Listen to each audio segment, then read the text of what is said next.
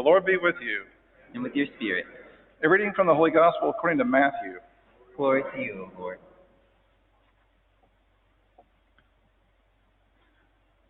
Jesus told his disciples this parable.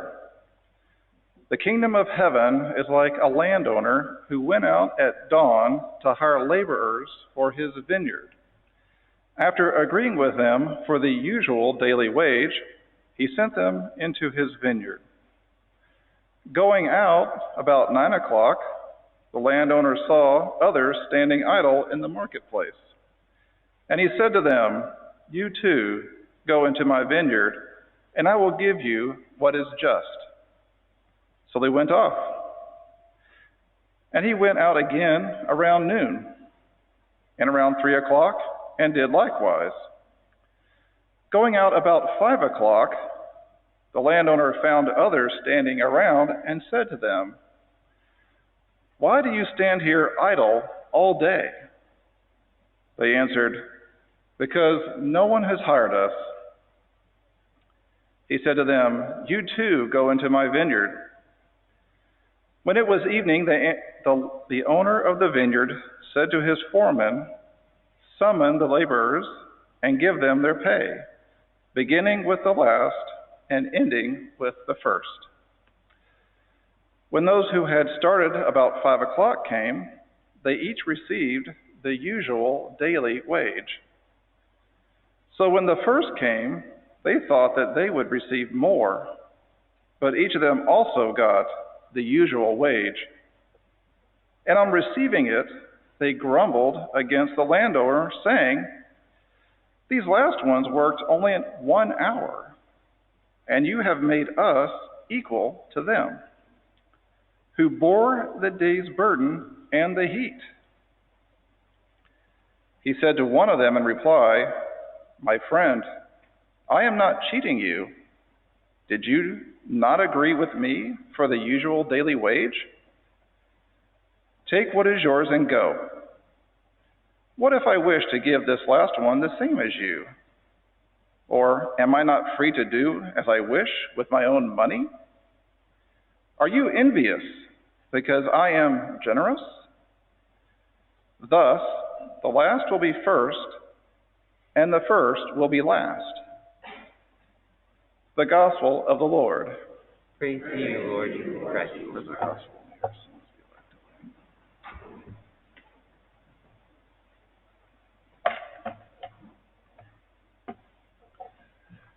Before moving to Tennessee a couple years ago, I had a career as a designer of computer chips. Now, as a part of this move, I did not expect to find the same exact job that I had before, but I did think I would find an engineering job. There's lots of engineering jobs around here, and in my past, I have not struggled to find a job. I put a great deal of effort into my job search here, but as the weeks turned into months, I eventually realized I was barking up the wrong tree. So in my situation, I was lucky because this is kind of a retirement for me, really. It's kind of an early retirement coming here. And I did not really fear running out of money. Otherwise I wouldn't have moved here in the first place. But, I didn't have this fear. I didn't have this fear of having to face my family to let them know that somehow I just couldn't get a job. I wasn't good enough. I was letting them down.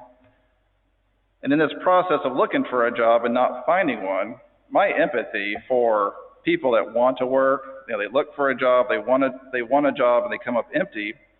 I feel for those people. And some people might be here, in the same situation. And if your family is relying on you and have this sense of just trying and not being able to get there, that can be a pretty crushing feeling. So I had this in mind when I'm reading today's gospel. The landowner asked the people that are not working at 5 o'clock why they aren't working. And they answer, "Because no one has hired us." Now, it's not that they didn't want to work. They did. They just hadn't found work. Now, just think about the kind of day that these various laborers had. Those hired at the start of the day knew all day long that they were earning money that they needed for themselves, for their families. And they didn't have this worry that they were carrying around with them, this burden. that the day might slip away without them earning what they needed. But those hired at 5 o'clock, they had a very different day. As morning turned into afternoon, that turned into evening, they knew that the day had slipped away. However, they do get a surprise, generous gift in the evening from the landowner. And so without this gift, finding a job would be all the more pressing for them the next day. So when those that worked all day long, they see these people and they've received the same as them, they were angry. And of course, the landowner calls them out for their being envious. They're envious of the people that couldn't find work. And the landowner points out that he's not cheating them. They're getting everything that they had a right to expect. Yet they go home angry. So the angry workers fail to see the gift that had been given to them early in that day. And they lack a certain virtue, which is the antidote to envy. And that's gratitude. If they had practiced this virtue of gratitude, they would be happy for their coworkers and not envious. So, if you look at Christian teaching throughout the history, you wondered, has the church taught that Christians ought to be practicing virtue? I'll just mention that we're about to celebrate the Eucharist here, and the word Eucharist itself means to give thanks. So that teaching that Christians ought to be practicing gratitude, well, that's been around from the start. Now, something that I've enjoyed in my grad school classes that I'm taking right now, that's learning about how people's mental health, how they can have their mental health improved or healed. And gratitude shows up in these surveys and these research articles, and there's no denying these significant benefits of gratitude.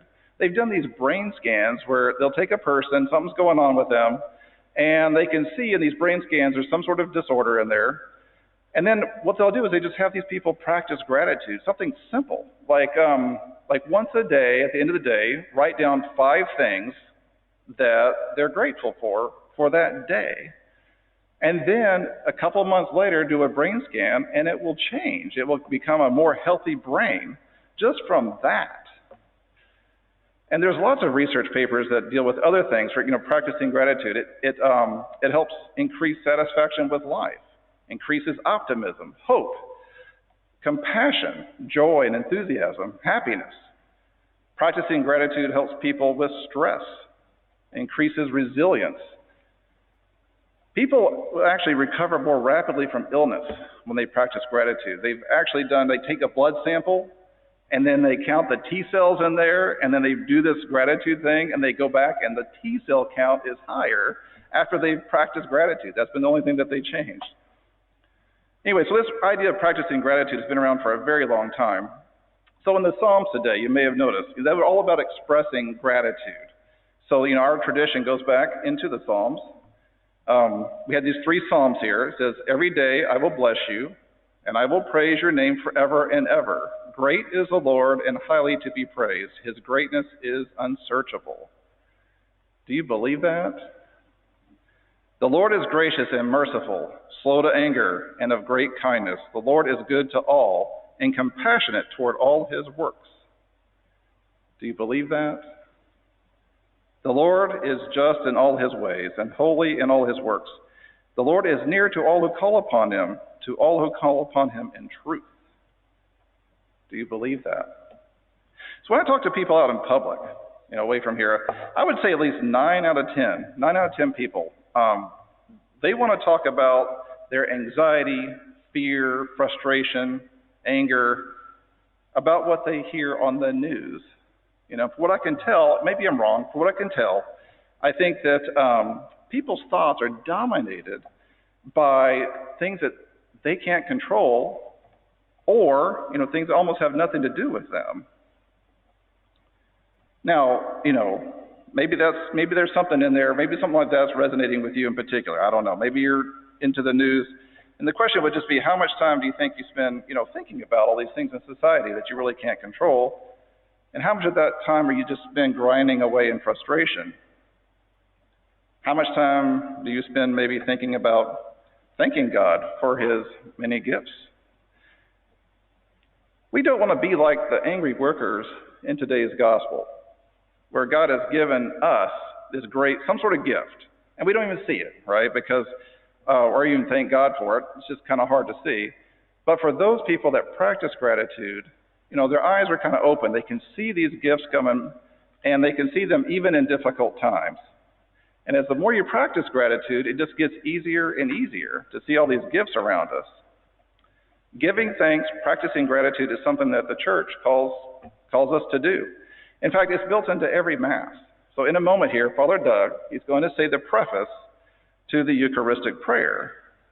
And he says it right after the faithful. So after all of us, we're going to say, let us give thanks to the Lord our God.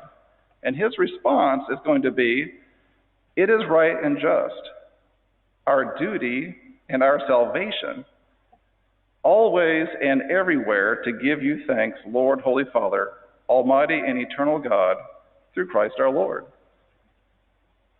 So I'm going to close this homily right here, but I'm just going to suggest, maybe if you haven't already, just try to think of one thing.